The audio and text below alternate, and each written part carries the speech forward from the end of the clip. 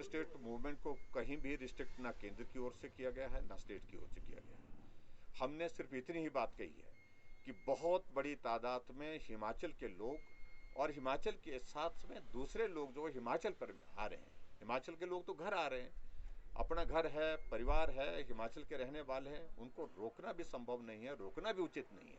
लेकिन हमने उनसे विनम्र आग्रह किया है, ऐसे संकट में आप जहां से भी आ रहे हैं आप आइए, कहीं किसी को कोई रोका नहीं जा रहा है, किसी को परेशान नहीं किया जा रहा, लेकिन मेहरबानी करके एक काम करिए कि आप अगर वहां से आ रहे हैं, अच्छा होगा आप RT-PCR का टेस्ट करके आए। एक बात आग्रह कर रहा हूं, उनसे निवेदन कर रहा हूं।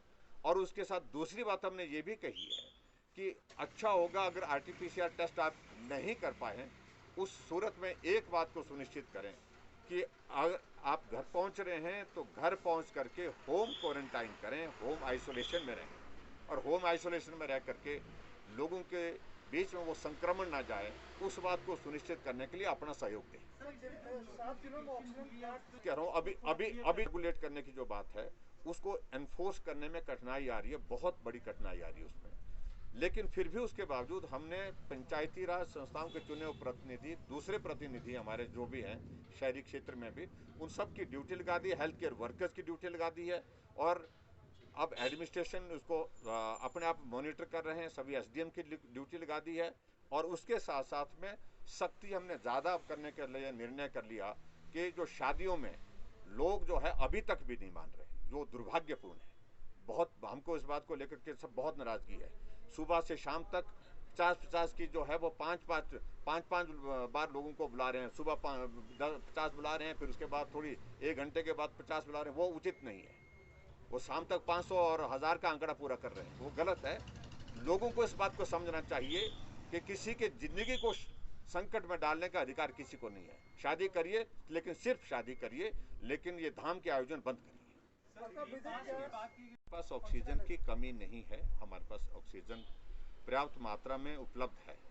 अब जहां कोविड के मामले में लगातार बढ़ोतरी हुई है, हम अब फोकस कर रहे हैं कि हम एक तो बेड कैपेसिटी को बढ़ाने का हमने निर्णय कर लिया।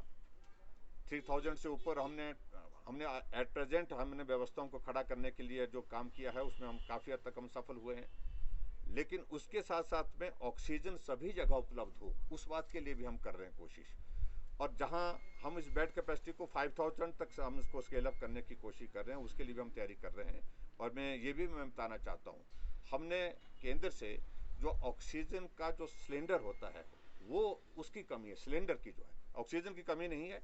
और उस ऑक्सीजन के सिलेंडर की उपलब्धता के लिए हमने कहा है 3000 की हमने उसमें मांग की है। 3000 सिलेंडर हमको उपलब्ध होते हैं तो उससे बहुत ज़्यादा हमारा काम सरल हो जाता है। अभी मैं कांगड़ा जा रहा हूँ, कांगड़ा में हम देख रहे हैं कि ज़्यादा परिस्थिति खराब है, उसमें वहाँ बेड कैपेसिटी को बढ़ाने के लिए और बातों को लेकर के मिनिस्टर भी साथ में जा रहे हैं, हेल्थ सेक्रेटरी भी साथ जा रहे हैं, और उसके बाद एक एक चीज़ को मॉनिटर कर रहे हैं। वायरस अब की बार का वायरस बहुत ज़्यादा संक्रमण में भी बहुत तेज़ी से बढ़ रहा है ये। और दूसरी बात ये भी है कि भाई डेथ रेट पे भी इसमें बहुत बड़ा इंक्रीज आया है, पूरे देश भर में आया है। और हिमाचल प्रदेश में तो पिछले कल बहुत दुखद जो है वो ये है कि भाई 32 लोगों की जो है वो जान गई है, तो चिंता का विषय स्वाभाविक रूप से है। देखिए, एक तो अभी हमारे सभी DC, डिप्टी कमिश्नर के साथ, CMOs के साथ, मेडिकल कॉलेज के प्रिंसिपल्स के साथ अभी वीडियो कॉन्फ्रेंस हुई। और आज की वीडियो कॉन्फ्रेंस जो हमारी हुई अभी बहुत डिटेल में उसमें डिस्कशन हुई है। और यहाँ तक कि हमने वार्ड के अंदर जो है हमारे डॉक्टर्स, पैरामेडिकल स्टाफ, नर्सिस और उसके बाद सफाई कर्मचारी और उनके साथ साथ में वहाँ पर जो वार्ड बॉय हैं उनके साथ भी इंटरेक्शन किया है। अंदर का फीडबैक, अंदर क्या चल रहा है, अंदर क्या हो रहा है, उन सारी चीज़ों को लेकर के आज हमने बहुत डिटेल में वीडियो कॉन्फ्रेंस की है। और मुझे इस बात का मुझे संतोष है। कठिनाई बहुत है, मुश्किल बहुत है, बहुत बड़ा संकट है, लेकिन फिर भी उसके बावजूद हमारे हेल्थ केयर वर्कर जो है, डॉक्टर्स, पैरामेडिकल स्टाफ और सब के सब और सारा एडमिनिस्ट्रेशन बहुत मुस्तैदी के साथ, बहुत जो है वो मेहनत के साथ काम कर रहे हैं और सेवा के भाव के साथ काम कर रहे हैं। मैं उनको बधाई देता हूँ। और मैं ऐसे में ज़रूर मैं कहूँगा कि जो लोग अपने जीवन को भी संकट में डाल करके इस प्रकार से काम कर रहे हैं, जहाँ उस कोविड के पेशेंट के पास कोई भी परिवार का सदस्य नहीं जा सकता है, रिश्तेदार नहीं जा सकता है, दोस्त नहीं जा सकता है, साथी नहीं जा सकता है, वहाँ साथी बन करके, रिश्तेदार बन करके, परिवार का सदस्य बन करके ये हेल्थ केयर वर्कर, चाहे हमारे सफाई कर्मचारी जो वार्ड के अंदर कर रहे हैं काम, और सब, चाहे वो हमारा वार्ड बॉय है, सब लोग उस प्रकार से काम कर रहे हैं। और स्वाभाविक रूप से बड़ी कठिनाई है, लेकिन फिर भी उसके बावजूद जो बेहतर किया जा सकता है वो करने की कोशिश हो रही है।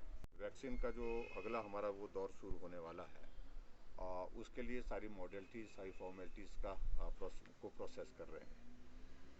अभी तक तो रजिस्ट्रेशन का उसका प्रोसेस होगा, और रजिस्ट्रेशन के साथ फिर उसको किस प्रकार से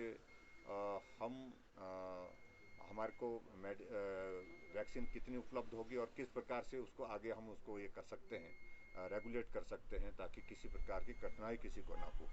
तो इस सारी चीज़ के लिए मुझे लगता है कि 1-2 दिन के अंदर सारी फॉर्मेलिटीज़ हमारी कंप्लीट हो जाएंगी, और उसके बाद फिर आगे बढ़ करके उसमें काम करें। हमारी कमिटमेंट है कि हिमाचल प्रदेश में फ्री ऑफ कॉस्ट हम ये वैक्सीन लगाने के लिए जो निर्णय किया है, उस पर आगे बढ़ेंगे।